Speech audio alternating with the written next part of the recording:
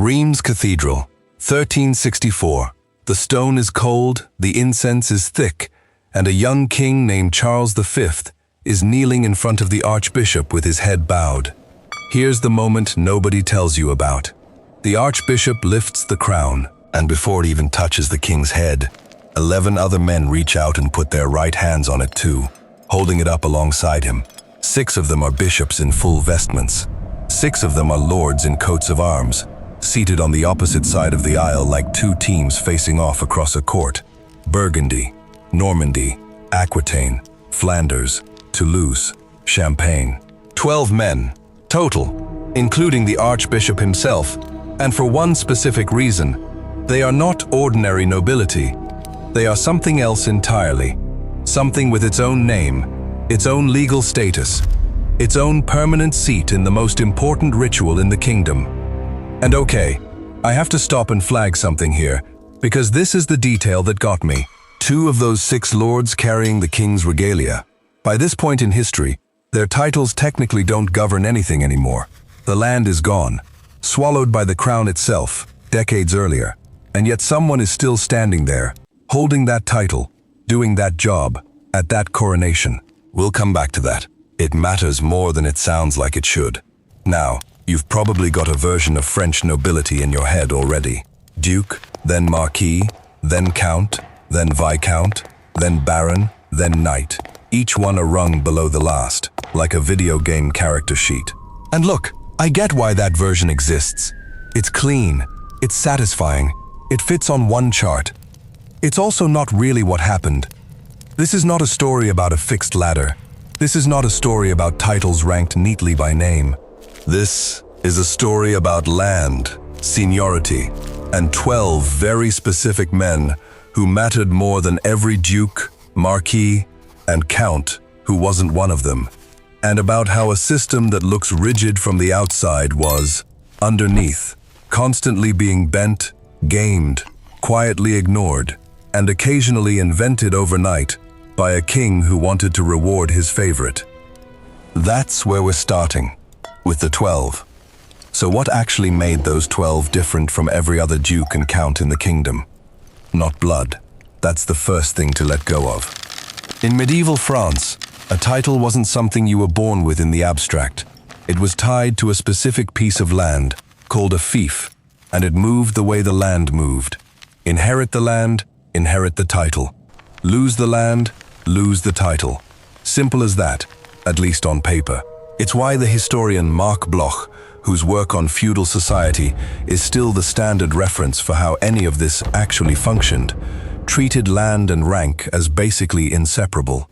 You can't explain a medieval title without explaining the dirt underneath it. The word itself gives it away.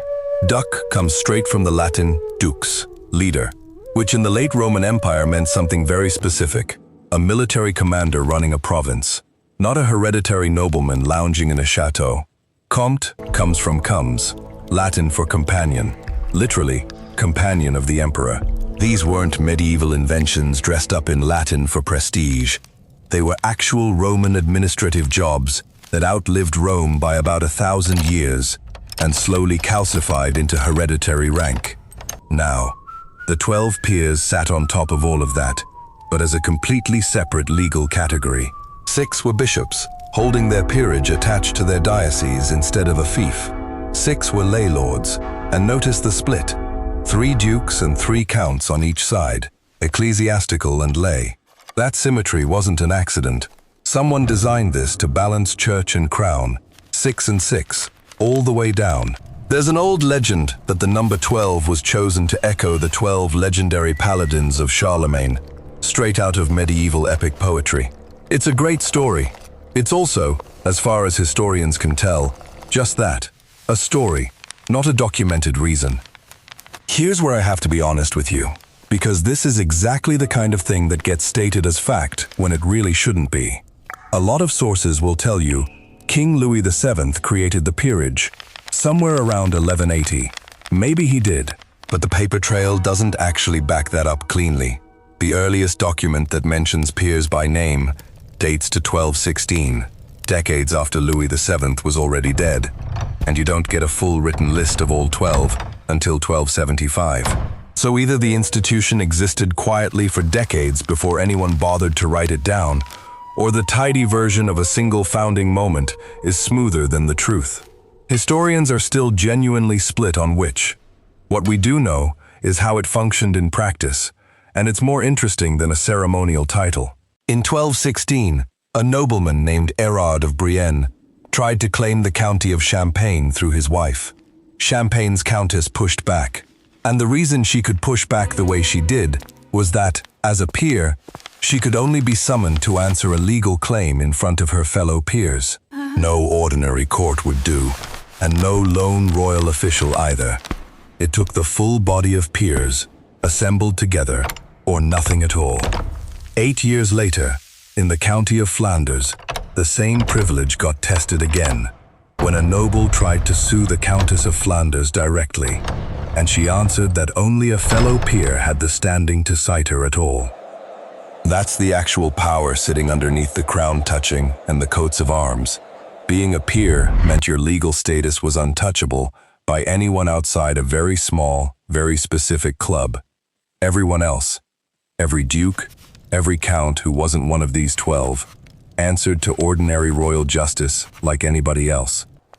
Which raises the obvious question: if the real elite tier was this narrow, this specific, this legally walled off, what was everybody else actually doing with Duke, Marquis, and Comte? That's where it gets messy. Start with Duke, because it's the one title that actually behaves the way you'd expect a video game hierarchy to behave. If you were a duke in France, you outranked every other titled noble who wasn't a duke. Full stop. No seniority argument. No, well actually. That guarantee wasn't about the word duke sounding impressive. It came directly from the peerage. Ducal rank was baked into the same regulated privileges that governed the 12 peers, so even dukes who weren't one of the original 12 still inherited a slice of that built-in precedence just by holding the title. Duke was the one rung of this whole system that actually worked like a rung. Everything below it is where the wheels start coming off. Take Marquis. The word's origin is genuinely great. It comes from the Old French marche, meaning frontier, which comes from the Latin marca, meaning the exact same thing. A marquis was, once upon a time, a governor of a border territory, the guy the crown put in charge of the dangerous edge of the map, where an invasion was most likely to actually show up. That's a real job. That's a real reason to outrank an interior lord. Except by the time you get to the 17th and 18th centuries, marquis had turned into something else almost entirely. A title an ambitious family could simply start using, with no actual marquisate attached to it at all. No border to govern, no frontier to defend. Just the word, worn like a costume, because nobody was checking. And here's the part that actually breaks the latter people picture in their heads. If precedence outside the peerage isn't running on title name at all, if a self-styled marquis with a fresh, made-up sounding title isn't automatically outranking anybody, then what is it running on? Seniority. Straight up, unglamorous seniority of the family's nobility.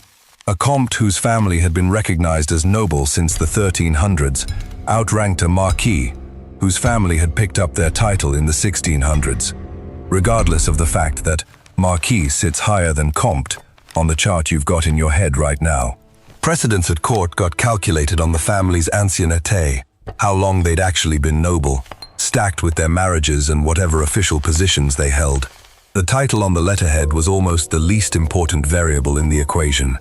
Sit with that for a second, because it's a genuinely strange way to run a status system. Imagine two people show up to a party, one introduced as vice president and one as senior manager, and the actual pecking order in the room depends entirely on which one of them has worked there longer, not the title on the business card.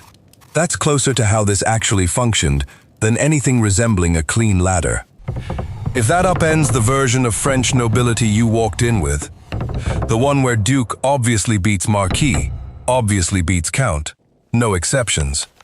That's honestly the reaction I had digging through this too, and it's worth a like.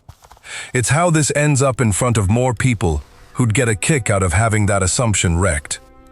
So the ladder isn't a ladder. It's closer to a very old, very tangled seniority system wearing a ladder's clothes. And we've only gotten as far as Marquis and Comte. The next 3 rungs down get even stranger, because 2 of them, it turns out, aren't rungs on this ladder at all. So, not a ladder, a tangle of land, seniority, and law doing a very convincing impression of one. And we've only covered the top half. This is exactly the kind of thing this channel exists for, taking the version of history everyone assumes and checking it against what the actual record says. If pulling that thread is useful to you, subscribing means you catch the next one. Because the bottom half of this hierarchy, it's about to stop being a hierarchy of titles at all. Comte, we've already met, comes Companion of the Emperor, a title that calcified from the guy who rides next to Caesar into the guy who governs this region. Vicomte is almost embarrassingly literal by comparison. Vice-comte, a viscount, meaning exactly what it sounds like, a deputy standing in for a count, before the job itself eventually hardened into a hereditary rank of its own. And then there's baron. Here's where I have to admit something, because it's genuinely one of my favorite details in this whole video. Nobody actually agrees on where the word comes from. Some linguists trace it to a Latin word, baro, meaning roughly a free man, first showing up, of all places, in a 6th century Frankish law code called the Lex Salica. Others push back and argue for a Germanic root instead. There are serious academic papers litigating this, one of the oldest, most recognizable titles in European nobility, and etymologists are still, genuinely, arguing about it. If you've got a theory, the comments are open, because historians are actually split on this one, not just textbook split. Okay, Duc, Marquis, Comte, Vicomte, Baron. 5 titles, running roughly on seniority, mostly tied to land, occasionally faked outright. Now here's the myth. You've probably heard this hierarchy described as running 1 rung further. Duke, Marquis, Count, Viscount, Baron, and then, at the very bottom, Chevalier, the knight, capping off the ladder like the last stop before commoner. That's not what Chevalier was. Not even close. Chevalier, and this is the part almost nobody gets right, wasn't a title at all. Titles, in this system, meant Duke, Marquis, Comte, Vicomte, Baron. Names tied to land, inherited the way land is inherited. Chevalier was something else entirely, a qualité, a rank of the untitled nobility, sitting in a completely separate category, underneath all 5 of those titles, not at the bottom of them. And Chevalier wasn't even the actual floor. Below it sat Écuyer, squire, shield-bearer, which covered the vast majority of French nobles who held no title whatsoever. Chevalier was reserved for the oldest noble families or for people who'd earned specific high honors at court. Écuyer was everybody else. This wasn't loosely enforced either. In 1629, the crown issued an ordinance specifically punishing anyone who called themselves chevalier or écuyer without having actually earned the right to it. You couldn't just start calling yourself a knight because it sounded good at a dinner party. Well, technically you could, and plenty of people tried, but the crown had put a law on the books specifically to stop you. So the popular ladder, duke down to knight, 6 clean rungs, isn't just slightly off. It's mixing 2 entirely different systems into one chart. A small set of land-based titles running mostly on seniority, and a separate, lower category of untitled ranks that never had a fief attached to them at all. Picture the actual shape of this correctly, and it's less a ladder than 2 stacked systems, with a real gap in the middle, where commoner would be on the version you had in your head. That gap is the whole point. It's not a rounding error in how people remember this.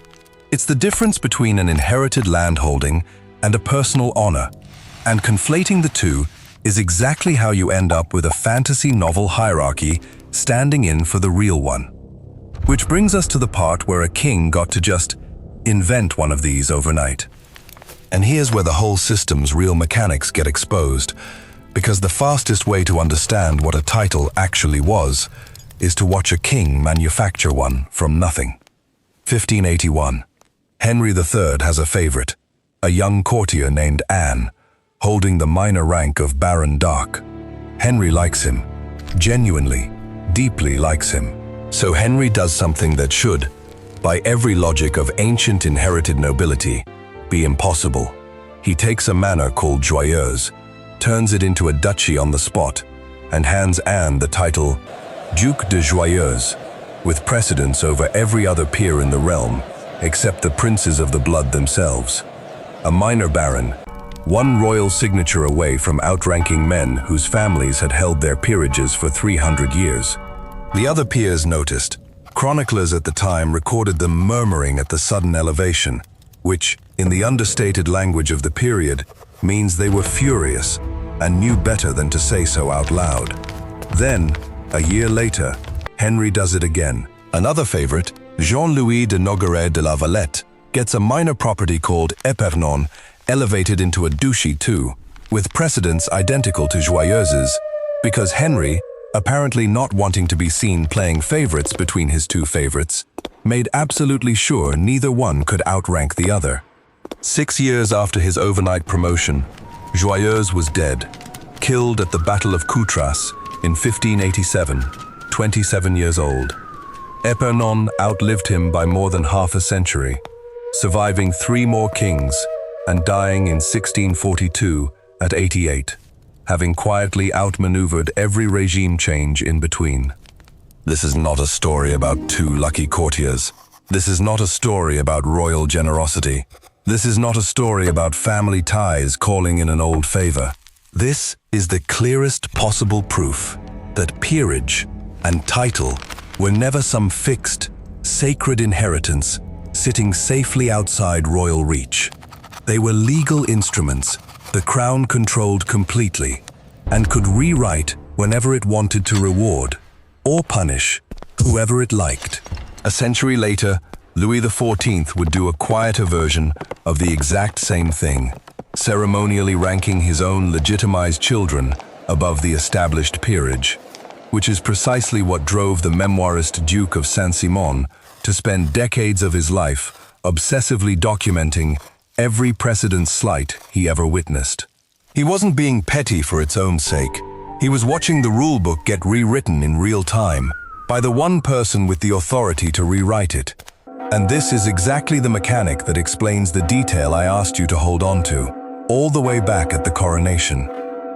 Remember the 2 peers whose actual land, Normandy, Aquitaine, had already been swallowed by the crown a century before some of these coronations even happened.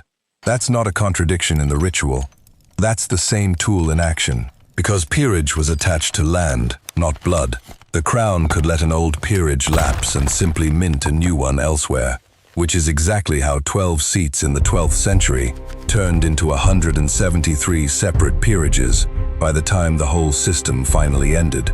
Every impossible overnight duke, every vacant title still standing in for a ceremony, traces back to the same simple fact. The king owned the mechanism. He owned it, that is, until the crown itself lost the authority to own anything. On the night of August 4th, 1789, the National Assembly voted to dismantle the entire structure of feudal privilege in one sitting.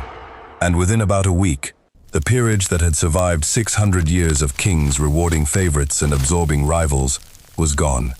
Not reformed, not renegotiated, erased in days by the same kind of sweeping legal authority that had built it in the first place.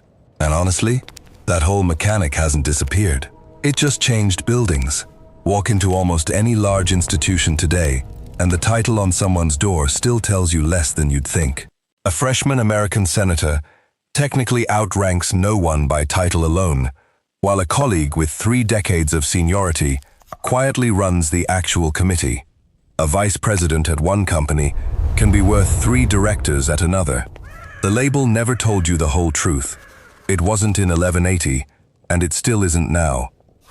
That overnight duke trick, by the way, a king turning a minor baron into someone who outranks 300-year-old dukedoms with a single signature, is exactly the kind of detail worth bringing up the next time someone tells you titles used to mean something fixed and permanent. So here's what actually holds up, once you clear away the version everyone assumes. First, the six-rung ladder, duke to knight, each rank cleanly outranking the last, never existed the way people picture it. Outside the 12 then 173 peers, precedence ran mostly on land and seniority, not on which word sat on your title. And chevalier and écuyer weren't even part of that ladder. They were a separate, lower category entirely, with a real gap where commoner belonged in the version most of us grew up with. Second, none of this was as fixed as it looked from the outside. A title wasn't a birthright sealed against the world. It was a legal instrument the crown could grant, revoke, or reinvent, and did whenever it served the king's purposes. Ancient and unshakable was the costume. Renegotiable and political was the reality underneath it. And third, the part that stuck with me the most, a system that presented itself as permanent, sacred, centuries deep, turned out to run on exactly the same instinct that runs your workplace today, that a label can outlast its meaning, and that real standing quietly belongs to whoever's actually been in the room the longest. Here's my honest question for you. If you'd been dropped into this system for real, not the fantasy novel version, the actual one, where seniority and royal favor mattered more than the word on your title, where do you think you'd have actually landed? Tell me below. And be honest, because the record suggests most of us would have ended up somewhere a lot less glamorous than Duke. Because in the end, this was never really a story about crowns, or coats of arms, or which of 6 words got stitched onto a coat of arms first. It was a story about who got to decide what any of those words meant. And for 600 years, in France, that answer was never the title itself. It was always whoever was holding the pen,